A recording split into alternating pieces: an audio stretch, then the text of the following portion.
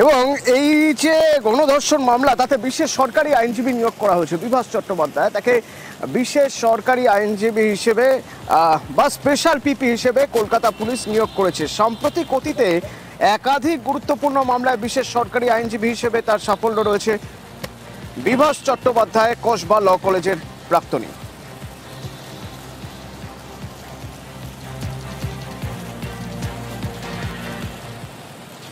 আর মনোজিতের তরফে, মনোজিৎ মিশ্রের তরফে ওকালতি করবেন কে লয়ার?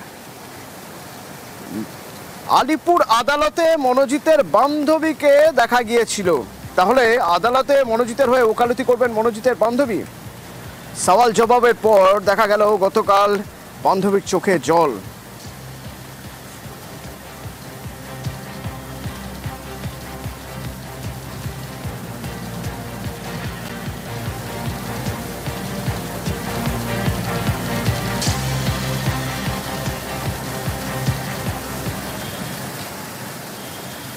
কলকাতা বিশ্ববিদ্যালয়ের ফ্যাক্ট ফাইন্ডিং টিম, এই ফ্যাক্ট ফাইন্ডিং টিমে 5 জন রয়েছে, তারা কসবা ল কলেজে গিয়েছেন।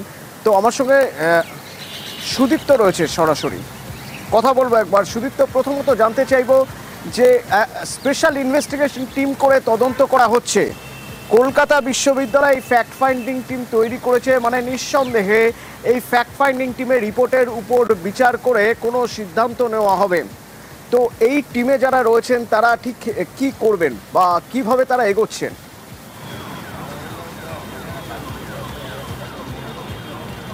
দেখো অতনু, প্রথমেই বলা হয়েছিল কলকাতা বিশ্ববিদ্যালয়ের যিনি ভাইস চ্যান্সেলর তিনিই বলেছিলেন, শান্তা দত্ত, যে যখন ইউনিয়ন হয়নি সেক্ষেত্রে কলকাতা বিশ্ববিদ্যালয়ে যখন ইউনিয়ন রুম বন্ধ, তাহলে পরে কেন এই সাউথ কলকাতার ল কলেজে ইউনিয়ন রুম খোলা থাকবে? সেই সঙ্গে একাধিক অভিযোগ এসেছে এবং ডেপুটেশন আকারে সেই অভিযোগ তারা জানিয়েছেন। কারা? এই ল কলেজের যারা স্টুডেন্ট ছিলেন তারা বলেছেন একাধিক অভিযোগের কথা, এখানে পড়াশোনা বাদে সব কিছুই হয়, এমনও তারা বলেছিলেন। এই সমস্ত কিছুর ওপর ভিত্তি করে আজকে 5 সদস্যের কলকাতা বিশ্ববিদ্যালয় থেকে 5 সদস্যের ফ্যাক্ট ফাইন্ডিং টিমকে পাঠানো হয়েছিল।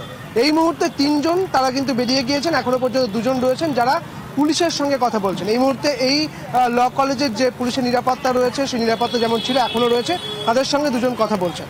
এবং একইভাবে বেশ কিছু বিষয় তারা জানার চেষ্টা করবেন এবং বেশ কিছু বিষয় তারা জানার চেষ্টা করলেন, যদিও সাংবাদিকদের মুখোমুখি হয়ে তারা তেমন কিছু বলেননি। এখনো পর্যন্ত 2 জন কিন্তু ভেতরে রয়েছে, তোমায় একবার দেখানোর চেষ্টা করব। আমার ক্যামেরা পার্সন পিন্টু সেই ছবি তোমায় দেখাচ্ছে।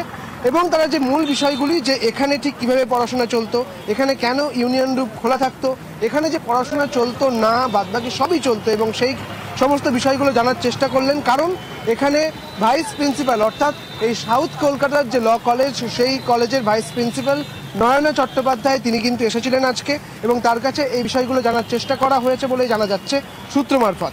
এখনো পর্যন্ত সাংবাদিকদের মুখোমুখি হওয়ার পর তারা কিন্তু কিছু বলেননি। এখনো 2 জন কিন্তু ওই কলেজের যে গ্রাউন্ড ফ্লোর, যেখানে পুলিশের নিরাপত্তা রয়েছে, সেখানে তারা রয়েছেন, তারা কথা বলছেন পুলিশের সঙ্গে। এবং তুমি জানো যে যখন এই স্টুডেন্টরা তারা যখন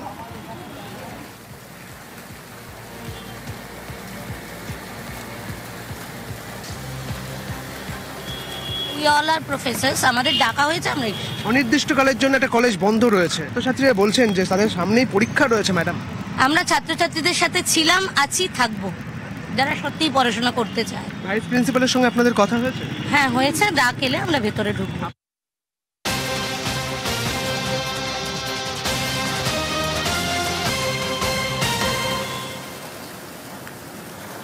অভিযোগ পাওয়ার পর যে সন্ধ্যে গ্রেপ্তার করা হয় মনোজিৎকে, জায়েবকে, সেই সন্ধ্যে মনোজিৎ আর জায়েব ফান্ড রোডে গিয়েছিল। কার সঙ্গে দেখা করতে গিয়েছিল? 6:30 নাগাদ। অমিত রয়েছে আমার সঙ্গে। অমিত, পুলিশ কি জানাচ্ছে? দেখো, ইতিমধ্যে মনোজিৎ এবং জয়ীব সহ 3 জন অভিযুক্ত তাদের সিডিআর যেমন হাতে এসছে এবং একই সঙ্গে টাওয়ার লোকেশন হাতে পেয়েছে কলকাতা পুলিশ। সেক্ষেত্রে দেখা যাচ্ছে গ্রেপ্তার হওয়ার ঠিক 1 ঘন্টা আগে মনোজিৎ ও জয়েবের লোকেশন, টাওয়ার লোকেশন পাওয়া গেছে বালিগঞ্জের ফান্ড রোড এলাকাতে, অর্থাৎ বালিগঞ্জ স্টেশন সংলগ্ন যে ফান্ড রোড, সেই ফান্ড রোডে টাওয়ার লোকেশন পাওয়া যাচ্ছে মনোজিৎ ও জয়েবের। 6:25 এখানেই তদন্তকারীদের সন্দেহ যে তারা কারোর সঙ্গে দেখা করতে গিয়েছিলেন। এবং তোমাকে জানিয়ে রাখবো যে এই যে জেরা পর্ব যে চলছে, সেই জেরা পর্বে মনোজিৎ কিন্তু বারবার বিভ্রান্ত করার চেষ্টা করছে তদন্তকারী আধিকারিকদের। এক্ষেত্রে তারা কার সাথে দেখা করেছিলেন আর কার কার সাথে কথা বলেছিলেন, কথা বলার যে তালিকা ইতিমধ্যে তৈরি করা হয়েছে। আমরা দেখেছিলাম যে ভাইস প্রিন্সিপালের সঙ্গে 26 তারিখ কথা বলেছিলেন। এবার টাওয়ার লোকেশন কার কার সাথে দেখা করেছেন ঘটনা এবং ঘটনার পরের দিন অর্থাৎ 26 তারিখ, সেটাও কিন্তু এবার কলকাতা পুলিশের নজরে। সেক্ষেত্রে ফান্ড রোডে কারা কাছে দেখা করতে গেছিলেন এই বিষয়টা আরো স্পষ্ট হতে চাইছে তদন্তকারী দল। সেক্ষেত্রে 3 অভিযুক্তকে মুখোমুখি বসিয়ে জেরা করার পরিকল্পনা, হয়তো আজই 3 জনকে মুখোমুখি বসিয়ে জেরা করতে পারে কলকাতা পুলিশের বিশেষ তদন্তকারী দল। ধন্যবাদ।